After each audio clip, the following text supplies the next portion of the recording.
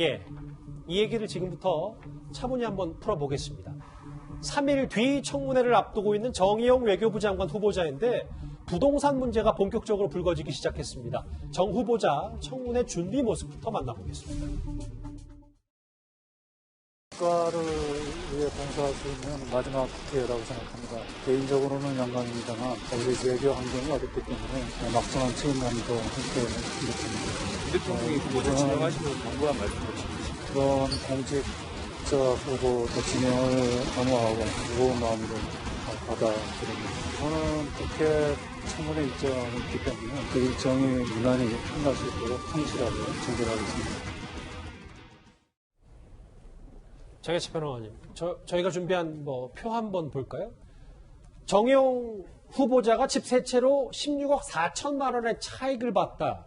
이게 부동산 문제이기 때문에 꽤 민감한데 이게 그렇다고 위법을 저지른 건 아닌데 왜 이게 지금 논란이 불거진 거죠? 위법은 아닌데 우리 국민들에게는 부동산으로 돈 벌 생각하지 말라면서 말도 안 되는 대출 규제를 비롯해서 각종 규제로 집 사겠다는 꿈을 사실상 무력화시킨 정부 아닙니까?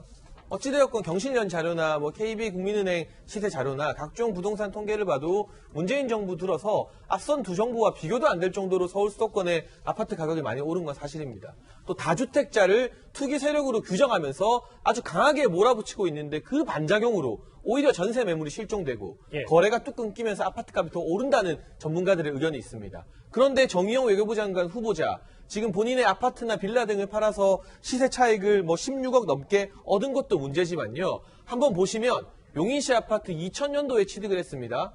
그리고 한남동 빌라도 2000년도에 취득했습니다. 같은 해에 두 채의 주택을 취득한 겁니다. 아, 예, 여기네요. 이거 투자 목적으로 지금 정부의 표현을 빌리자면 투기한 거 아닙니까? 실거주 목적을 위해서라면 2000년도 한 해에 용인 아파트랑 한남동 빌라를 동시에 구입할 이유가 없죠. 더군다나 기록을 보게 되면 용인시 아파트 같은 경우는요. 정의용 후보자가 전입한 기록이 없어요. 사기는 샀는데 들어가서 살지 않았다는 뜻입니다. 그렇죠. 전입 기록이 없다는 거. 예. 한남동 빌라 같은 경우는요. 실거주 1년 했다고 나옵니다. 그러니까 대다수의 기간 동안 살지 않았다는 뜻이에요.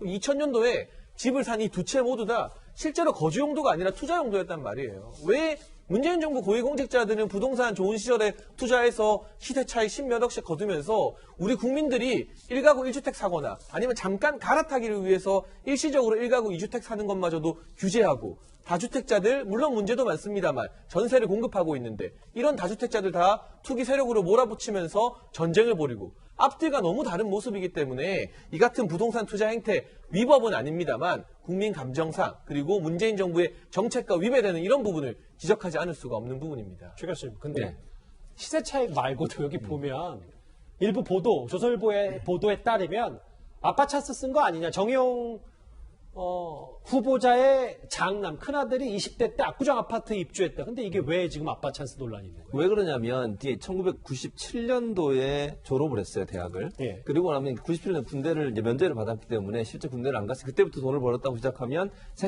약 5년 만에 1억 7,476만 원을 치르고 이제 소유권을 취득하게 된 건데 그래서 이제 이 돈을 어떻게 마련했냐 하는 게 논란이 되고 있는데 해명은 이렇게 했어요. 세 가지 방법으로 돈을 모았다고 했는데 그 중에 하나가 부모 지원도 들어있어요. 부모 지원, 그다음에 봉급 저축. 그러니까 5년 동안 일했던 그 봉급을 모은 것, 그리고 은행 융자 이렇게 돼 있거든요. 근데 구체적인 내용이 아직 밝혀지지 않다 보니까 의혹을 제기하는 것 같은데 모르겠어요. 필요에 따르면 이것도 밝힐 수도 있다고 봅니다. 얼마나 부모가 지원했는지 여기에 나와 있지 않아요. 세 가지 방법, 은행에서 융자 받고 본인 저축한 거, 그다음에 부모 지원이니까 세 가지가 뭔지에 대해서 필요하다면 또 밝힐 수도 있는 문제라는 생각이 듭니다. 이런 언론과 야당의 문제 제기 청문회 때도 정의용 후보자도 이 부동산 관련해서는 언급이 좀 있겠네요. 그럼요. 그럴 가능성이 있다고 봅니다. 알겠습니다.